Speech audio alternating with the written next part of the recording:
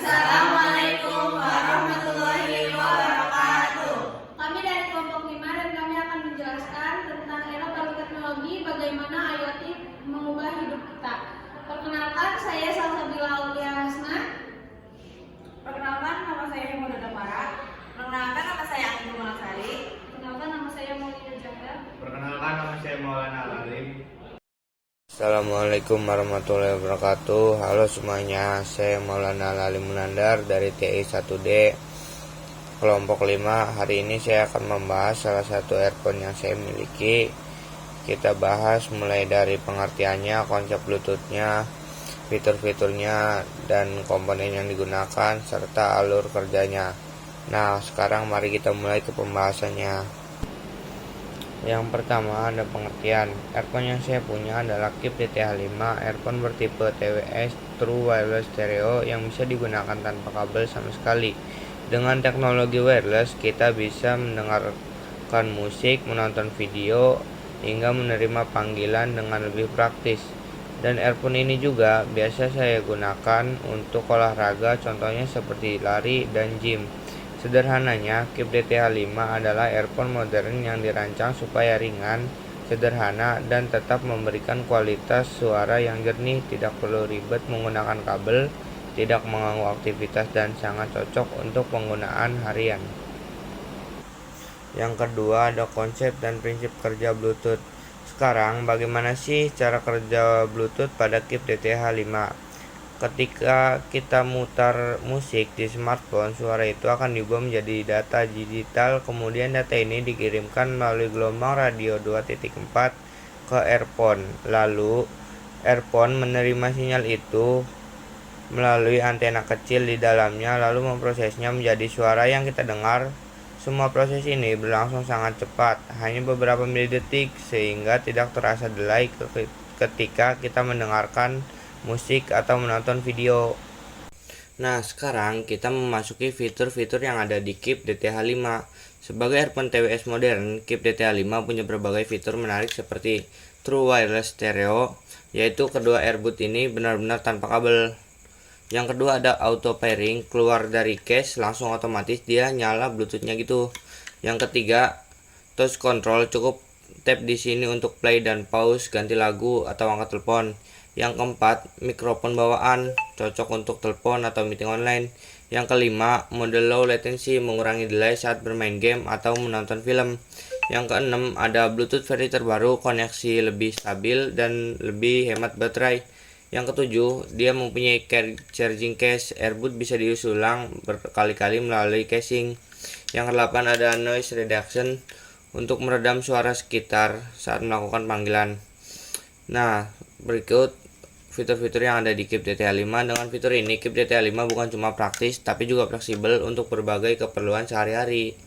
Nah, terus kita memasuki komponen-komponen yang ada di KIP DTH5. Walaupun ukurannya sangat kecil, KIP DTH5 berisi banyak komponen penting seperti Bluetooth chipset sebagai otak pengolah sinyal wireless, driver speakers yang menghasilkan suara bass, mid, dan treble, mikrofon untuk kebutuhan telepon dan voice command, baterai mini lithium ion sebagai sumber daya earbudnya, PCB, printer circuit board, tempat rangkaian elektronik dipasang kayak motherboard gitu.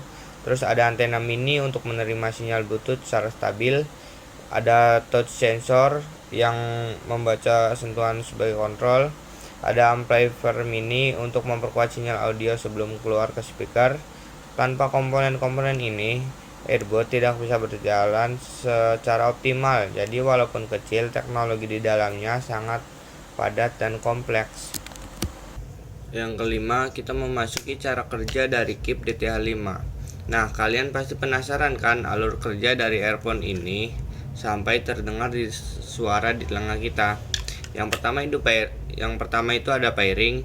Earphone dan perangkat saling mengenali lewat koneksi Bluetooth.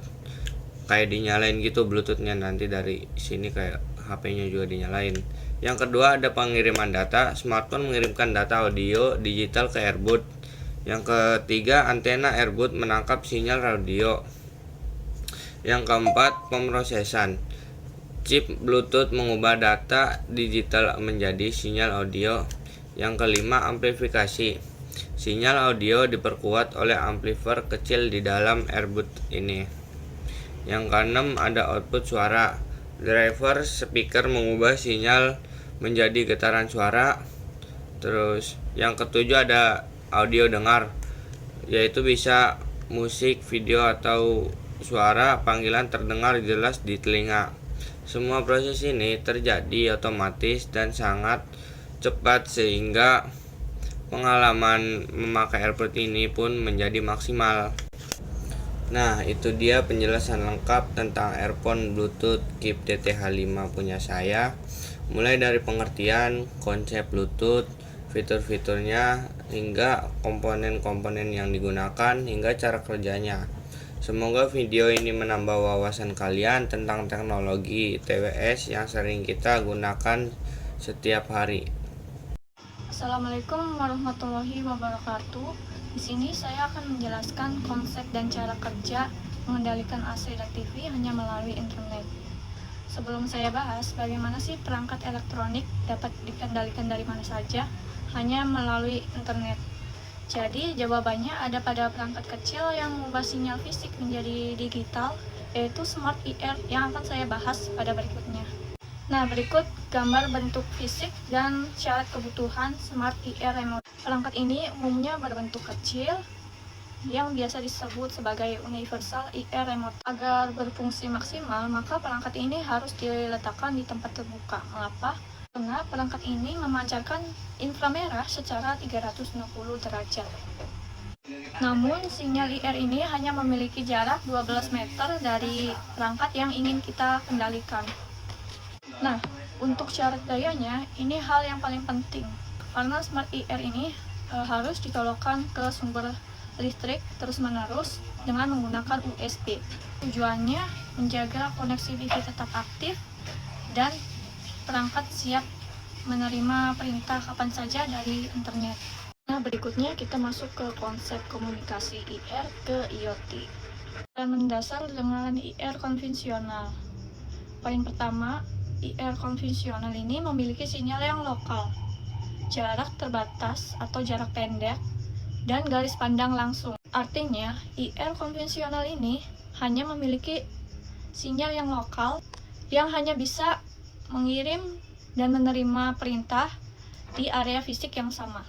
Garis pandang langsung, yang artinya itu tidak boleh ada penghalang seperti tembok, pintu, dan lain-lain antara remote dan sensor perangkat. Jadi, 3 keterbatasan inilah yang membuat kita tidak bisa mengendalikan AC di luar rumah. Dan disinilah Smart IR Remote ada untuk menyelesaikan masalah ini. Lalu ada peran Smart IR ke IoT. Yang pertama adalah mengubah sinyal IR fisik menjadi digital. Terus yang kedua, bertindak sebagai aktuator atau melakukan aksi fisik. Jadi perangkat ini memiliki fungsi utama sebagai penerjemah data. Nah, jadi Smart IR Remote ini mengubah sinyal inframerah yang tadinya bersifat fisik menjadi data digital yang mudah dipahami dan dapat dikirimkan melalui internet. Fungsi inilah yang memungkinkan perangkat bertindak sebagai aktuator atau penggerak aksi fisik. Aktuator adalah komponen yang menjalankan perintah, jadi ia menerima sinyal digital dari cloud atau aplikasi HP, lalu mengubahnya menjadi aksi fisik nyata, yaitu menembakkan sinyal IR ke AC atau TV. Inilah yang menghubungkan teknologi lama dengan dunia smart home. Lanjut, berikut ini adalah elemen kunci IT. Yang pertama adalah antarmuka, terus yang kedua cloud, dan yang ketiga aktuator. Selanjutnya saya akan membahas langkah-langkah cara kerjanya. Dimulai dengan langkah pertama, yaitu setting awal. Ini adalah fase penyiapan di mana kita menyiapkan perangkat. Aksi yang pertama adalah pemasangan perangkat. Kita harus mencolokkan perangkat ke sumber listrik. Ini penting karena Smart IR harus aktif 24 jam untuk siap menerima perintah. Setelah perangkat menyala, kita selanjutnya beralih ke koneksi jaringan. Kita perlu menghubungkan Smart IR Remote ke Wi-Fi rumah. Dengan selesainya langkah ini, perangkat tersebut sudah siap berkomunikasi dengan internet dan menerima data untuk tahap selanjutnya. Lanjut pada langkah yang kedua. Smart IR merekam kode sinyal, misalnya dari tombol on dari remote asli.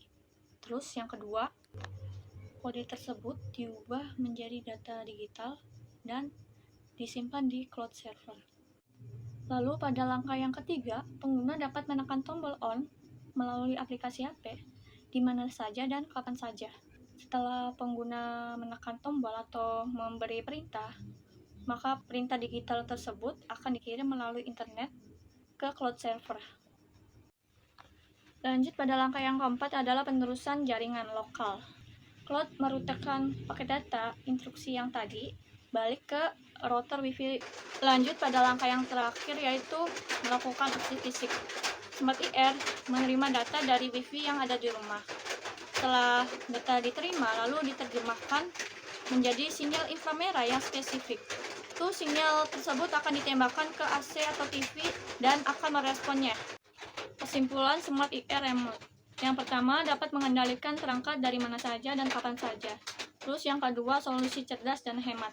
Mengubah perangkat lama menjadi pintar hanya dengan satu alat. Terus yang terakhir, manfaat efisiensi. Dapat mengatur jadwal dan mematikan perangkat dari kejauhan jika lupa untuk menghemat listrik. Cara kerja serta konsep mesin produksi otomatis.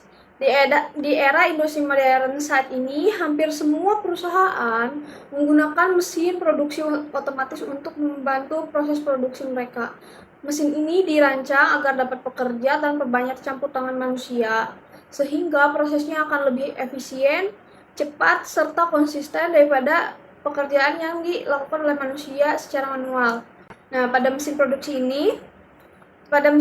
otomatis ini terdapat beberapa komponen yang sering digunakan. Yang pertama adalah sensor. Nah, sensor ini berfungsi untuk mendeteksi perubahan fisik sehingga sensor dapat membaca kondisi lingkungan sekitarnya seperti jarak, suhu, tekanan, atau keberadaan suatu barang. Nah, yang kedua ada aktuator. Aktuator merupakan komponen mekanis yang mengubah energi seperti energi listrik, pneumatik, atau hidrolik menjadi energi gerak. Jadi aktuator merupakan bagian bergerak dari suatu mesin itu sendiri. Contohnya seperti motor, lengan robot, atau sistem pneumatik. Yang ketiga adalah controller. Controller ini merupakan otak atau pengendali dari sebuah mesin. Nah, contohnya seperti PLC atau Programmable Logic Control atau microcontroller yang bertugas mengatur jalannya proses berdasarkan data dari sensor yang diinputkan dari sensor. Lalu yang keempat ada sistem mekanik. Nah, sistem mekanik ini merupakan bagian fisik suatu mesin seperti konveyor, gear, katrol, lengan robot, pemotong atau pengisi barang.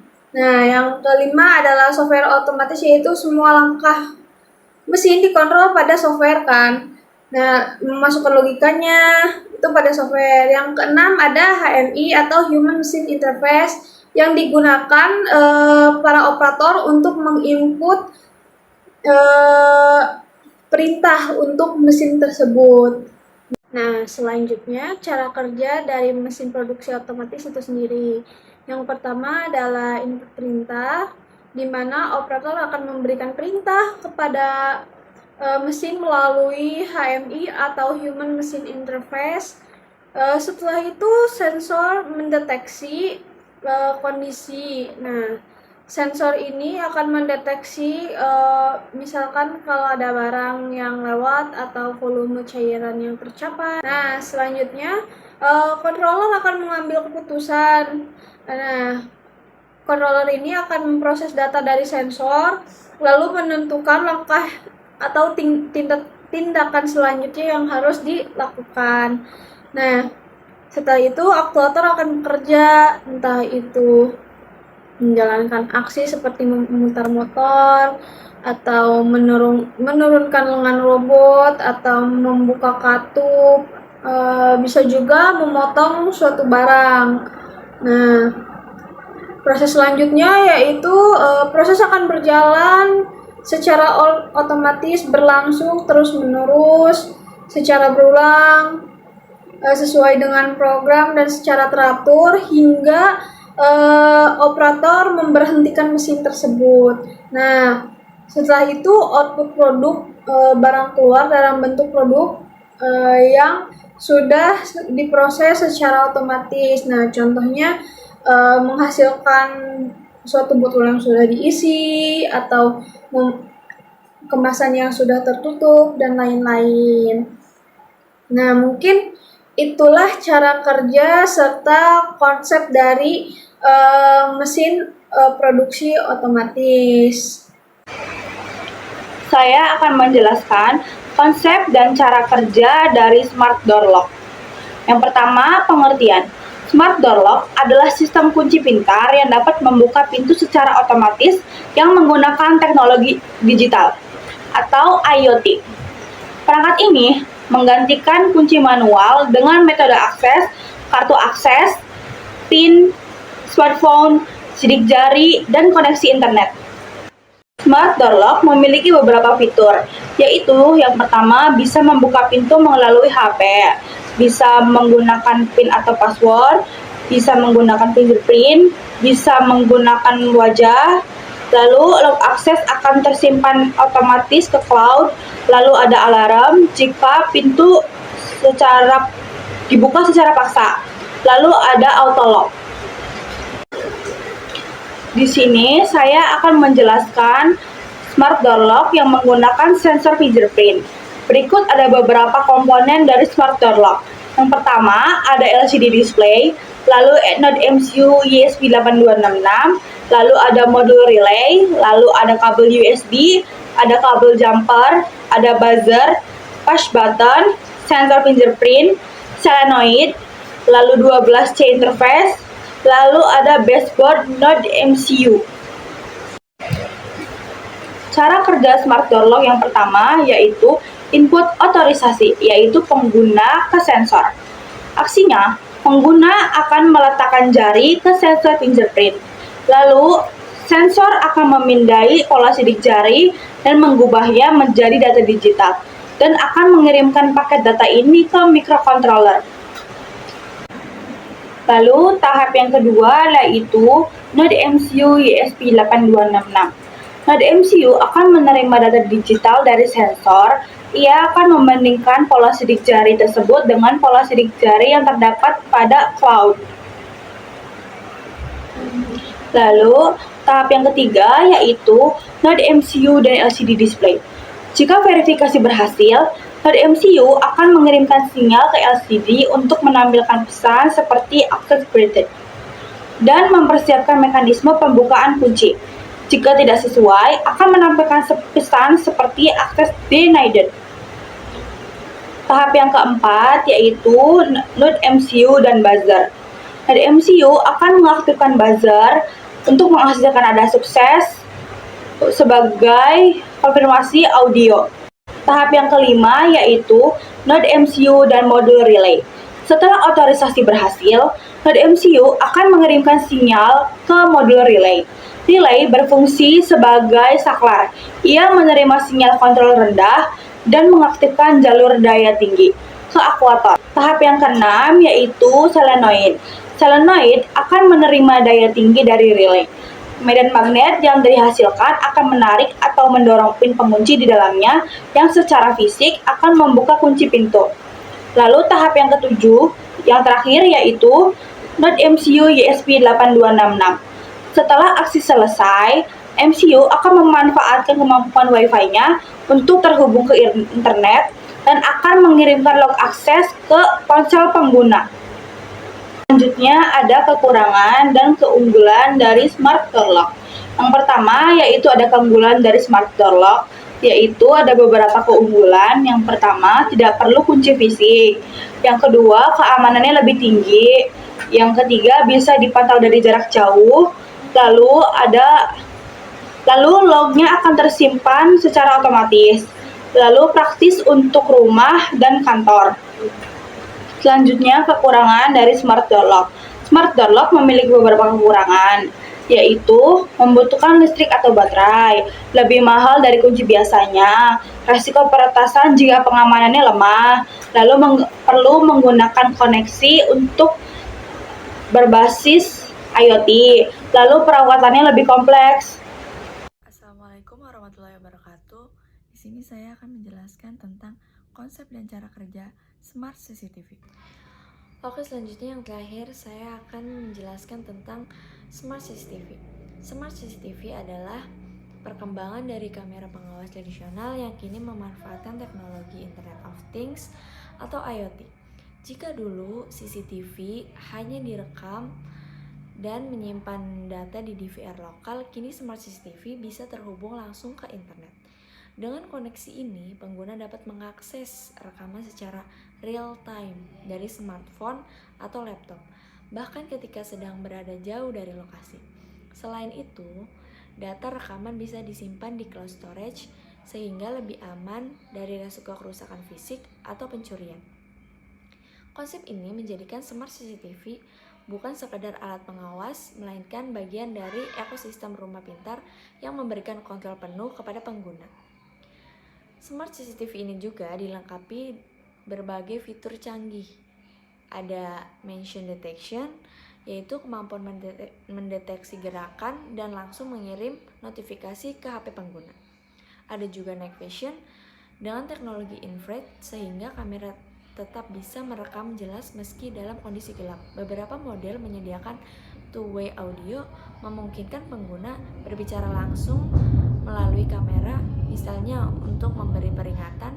Selain itu, Smart CCTV terintegrasi dengan sistem smart home lain seperti smart door lock atau alarm, sehingga menciptakan ekosistem keamanan yang saling mendukung. Meskipun canggih, Smart CCTV ini juga memiliki tantangan. Perangkat ini membutuhkan koneksi internet yang stabil agar bisa berfungsi optimal. Ada risiko keamanan data, misalnya peretasan, sehingga pengguna perlu memastikan sistem memiliki enkripsi yang baik. Selain itu, beberapa layanan cloud storage memerlukan biaya tambahan, sehingga pengguna harus mempertimbangkan faktor ekonomi. Tantangan ini menunjukkan bahwa teknologi canggih tetap membutuhkan dukungan infrastruktur dan kesadaran pengguna. Jadi, Smart CCTV adalah contoh nyata bagaimana IoT mengubah kehidupan kita. Teknologi ini bukan hanya sekedar alat pengawas, tetapi juga sistem keamanan aktif yang memberikan rasa aman, nyaman, dan kontrol penuh kepada pengguna. Dengan Smart CCTV ini, kita bisa menjaga rumah, kantor, atau lingkungan dengan lebih efektif. Inilah bukti bahwa teknologi Internet of Things benar-benar membawa perubahan besar dalam kehidupan sehari-hari. Selanjutnya, ada cara kerja Smart CCTV. Dimulai dari proses perekaman, kamera menangkap gambar dan suara di area yang diawasi. Sensor gambar di dalam kamera mengubah visual menjadi data digital, lalu mengirimkannya ke unit pemrosesan internal.